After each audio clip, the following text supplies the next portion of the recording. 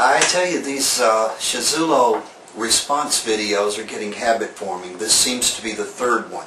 When I was checking Pagan Perspective this afternoon, I noticed that he had posted another question. So I thought I'd give a stab at it while I've got the camera set up. Okay, hope you guys don't mind me asking another question. This concerns line 3 of the Reed of the Wicca. Bide the Wiccan laws ye must, in perfect love and perfect trust. Live and let live, fairly take and fairly give. Cast the circle thrice about, to keep all evil spirits out. I noticed that the more popular versions of the Wiccan Reed tend to change the word evil to unwelcome. Which version do you think is more reliable? Do you have a problem with the reference to evil spirits? Okay, the Wiccan Reed is basically an advice, a wise counsel. It's really not a law like maybe the Ten Commandments or the Golden Rule. It was written originally by Gerald Gardner, who's basically the founder of Wicca, and improved upon by his, at that time, high priestess, Dorian Valiente.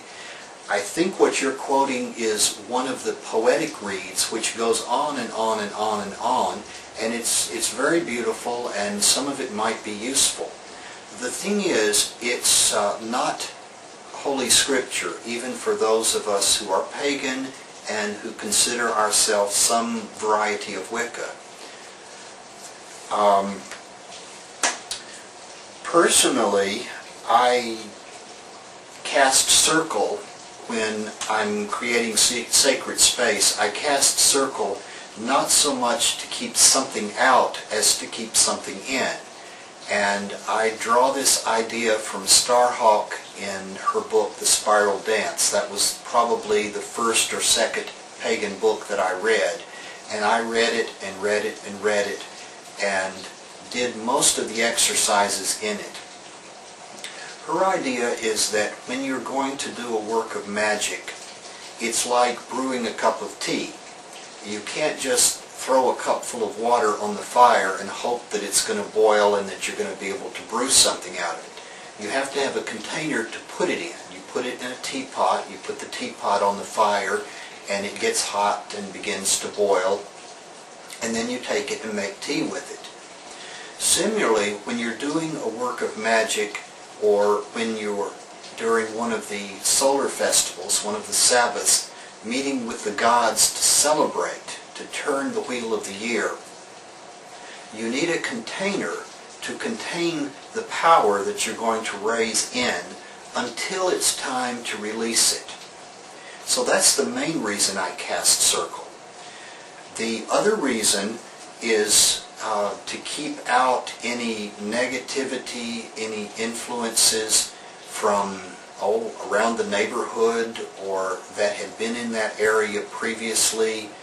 I live in a big city. I don't guess it's any higher crime than any other big city, but some of the hurts and the negativity, the jangling that might be floating around, I'd like to exclude that from my circle.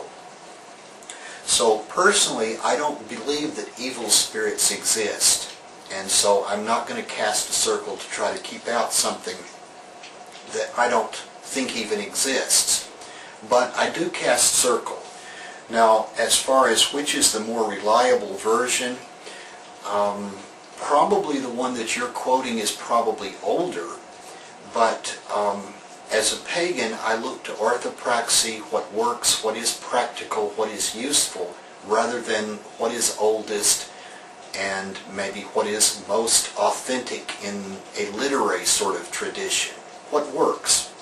And what works for me is the idea that I'm creating a place to meet with the sacred, that I'm creating a container to contain the power that is raised during that meeting, and perhaps excluding anything that could possibly disturb it.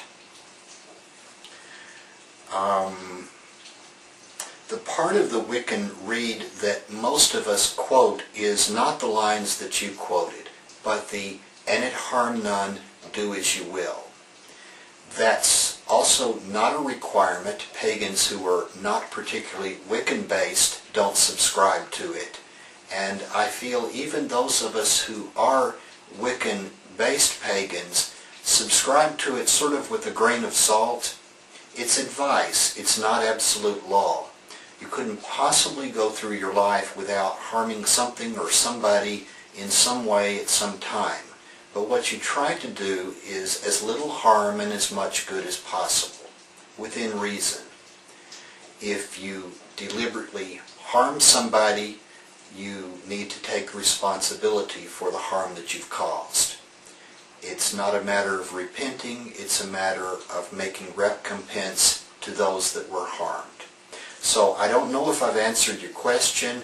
If some of it was unclear or you have further questions related to this, then post it in the comments or reply video. This is Dancing Rabbit, once again wishing you peace.